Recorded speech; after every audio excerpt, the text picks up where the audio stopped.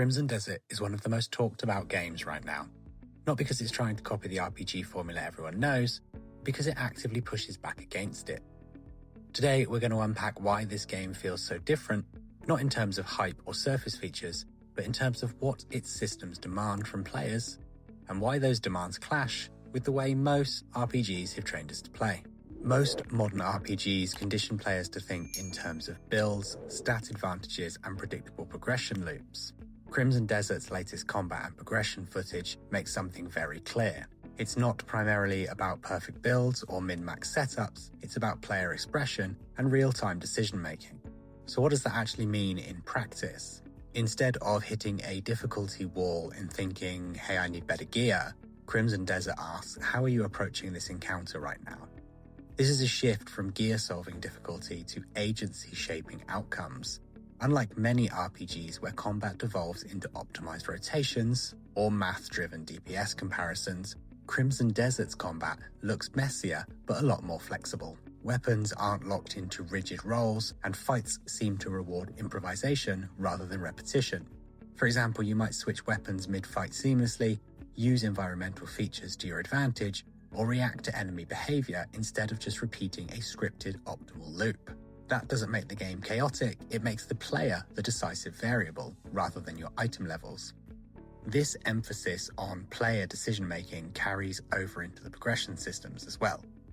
In most RPGs, progression feels structured. The higher your level and gear score, the more predictable your success becomes. Here, though, gear and abilities grant you options rather than automatic dominance. This creates a fundamental philosophical shift in that progression in a traditional RPG says, get stronger, you can unlock new content. Progression in Crimson Desert says, learn how tools interact and you can succeed through the choices that you make. This subtle difference changes how a player feels measured by the game. It's not your character's stats that define your capability, it's your understanding of the combat systems and the context. And the world of Pywell isn't just large, it's interactive. From physics-driven destruction to diverse life skills like fishing, cooking, and crafting, the systems are designed to give player agency, not just scripted beats. This means that the world supports multiple solutions to the problems it gives you. There isn't a single right path for progression, and you're encouraged to adapt and create your own stories. This approach aligns more with systemic world design than the linear narrative design, which is where Crimson Desert's design bumps into decades of RPG conditioning.